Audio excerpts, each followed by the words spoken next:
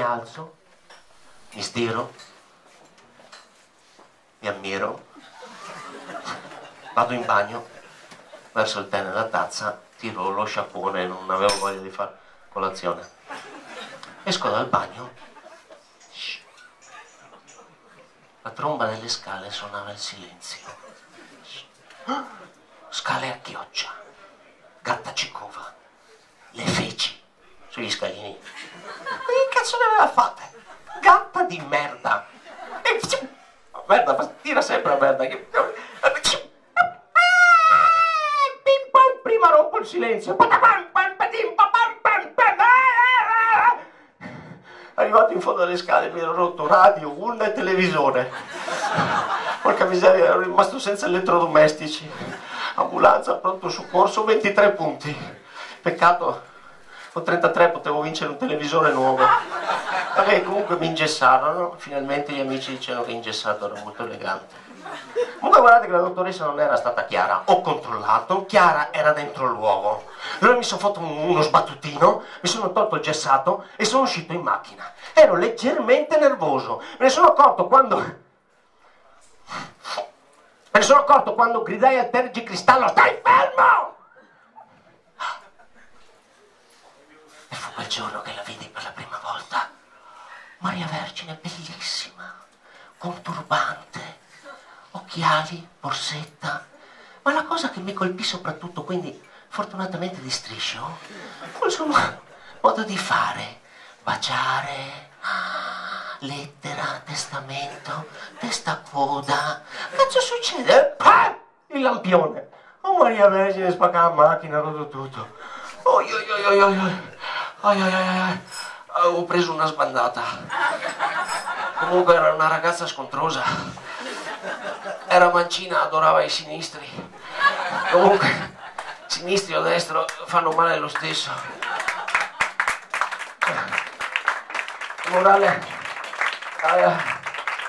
Morale della fragola: se vi piace la figa, attenti al lampone. Comunque io ormai le avevo messo gli occhi addosso e ci tenevo e li rivolevo indietro. Lei intanto era entrata in un bar. Allora scesi dalla macchina. Madonna che botta, mi avvicinai al bar collando. Ma che cazzo di nome ha sto bar? Entrai, cercai di ricompormi il collo con la colla, ma lei, accortasi che avevo gli occhi fuori della testa, si impaurì e mi piantò in naso. Ero rimasto incartato. La ritrovai 3 giorni dopo. Stava facendo un solitario. Se avete capito? Se avete capito? Guarda che siete maliziosi, eh? Il tavolo era verde. Il giallo scattò quasi subito. Io diventai rosso e così lei fu costretta a fermarsi. Oh, mi stai aspettando? Non me lo sarei mai aspettata. Trovi? Quando cerco. Era bellissima, ve lo giuro. A tratti, eravamo veramente attratti. Era una ragazza aperta, entrava chi voleva, senza chiedere il permesso. Lasciava sempre la porca aperta. Non aveva il senso della mistura, infatti. Ci fumammo una canna, andammo fuori di testa. Fuori. C'era la luna meno un quarto. Luna calante. Fu il classico colpo di fulmine. Le aprì la chiusura a lampo. Lei tuonò. E si mise a piovere. Oh cazzo. Faceva il bello e il cattivo tempo, come faceva? Il mare era una tavola, apparecchiammo, mangiammo. Finito di mangiare, le palme dei piedi ci facevano ombra. Le noci di cocco di mamma avevano bisogno di affetto e così io le feci gli occhi da pesce lesso. Insomma, quando vedo qualcuno ci riesco. Questo fu uno sbaglio. Lei chiese un passaggio a uno scorfano e se ne andò cantando: la donna è mobile, se mi ami cerca un'automobile. Porca miseria, avrei voluto essere un paio di pinne per starle alle calcagne. In giro non c'era nessuno, trasporti amorosi, neanche l'ombra. All'improvviso uno sconosciuto: chi sei? Marino. Scusa un attimo, sottomarino, guardai bene, non c'era nessuno neanche lì. Alla fine riuscì a farmi dare un passaggio da un pesce cane, guardate, guidava malissimo. Comunque non importa. Superai lo scorfano. Con l'aiuto di un pesce sega mi travestii da 2 pezzi. Attirai la sua attenzione con una colomita. Lei mi notò, Le piacque, volle indossarmi, mi indossò. Ve lo giuro, tu per tu era veramente sette bello. Una spirale. L'importante era fare l'amore con metodo.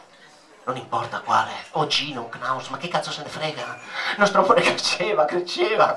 Bastava innaffiarlo una volta al giorno a turno, ma lei prometteva bene, poi lo manteneva e saltava il turno. Allora io gli dissi un giorno: senti, se non mi vuoi più bene, lasciami perdere. Porca miseria, mi hanno perso sul serio. Giocava a prendersi gioco di me. Mi travestì da gioco. 24 dicembre, 23:45, ero sotto l'albero, Angelo, il custode, non si era accorto di niente. Mezzanotte in punto, lei arrivò, mi scattò e disse: oh, che peccato, ormai ti ho scattato. Senti, bisogna tornare su quei passi. Sì, ma io ti ho scattato con le mani. Ti prego, non prendermi in giro, guida.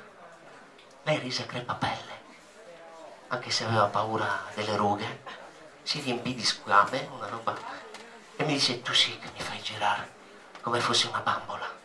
Con passo era diverso, mi faceva girare e basta. Mi feci coraggio, anche perché tutta piena di squame, così sapete, e le tastai il polso. L'orologio batteva forte forte. E vissero felici, contenti, ma soprattutto puntuali. C'è una cosa che non riesco ancora a capire. Ma se era una donna manager, com'è che tutti dicevano che era una donna in corriera? Un mistero. E come ogni mistero, resterà un mistero. A proposito di misteri, scusate, Pino. Pino lo conoscete? Mai visto Pino? Sguardo abete, gusto tronco, salice piangente, sempre cipresso, capelli castagni. Calciatore preferito? Faggio, quando era ancora in attività. Adesso Nocerino. No! Nocerino! Cazzo, è fatto di legno, resina, prende fuoco, eh? Hobby, a caccia, pesco e pungitopo. Anche i topi, sapete, nel loro piccolo si incazzano. Pino, cazzo, piantala! Piantala! Piantala! Guarda che ti appioppo un prugno! Allora Pino si calmava, si sedeva alla ginestra e il suo sguardo si posava lontano, molto lontano, lontanissimo.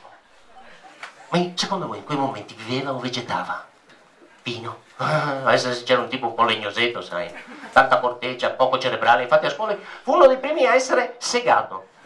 Senza radici era nato con la camicia, una persona bottonata, piedi per terra, testa fra le nuvole, porca miseria, un collo veramente lunghissimo. Era un superdotato, ma essere un superdotato non lo aiutò. Era sempre in fallo. Di poche parole, più che conciso, circonciso. Non raccontava palle, quelle le aveva e basta, ma con delle eccezioni, quando aveva l'alito pesante, era sempre pronto a mentine. Lingua biforcuta, viso pallido, pelle rossa, cocciuto come un mulatto. Se qualcuno gli rimproverava di avere la testa vuota, rispondeva: voglio arredarla col camma. Era vero, è stata a bocca asciutta, si era bevuto il cervello. Come faccio a saperlo? Lo disse il mento, molto pronunciato su tutto. Non avesse mai fatto da quel giorno la vita, lo lavorava ai fianchi. L'osso sacro lo prendeva per il culo, lo faceva bestemmiare, ma poi gli dava un bacino e facevano la pace. Le anche quelle. Probabilmente lotte intestine, non lo so. L'unica eccezione, le pupille.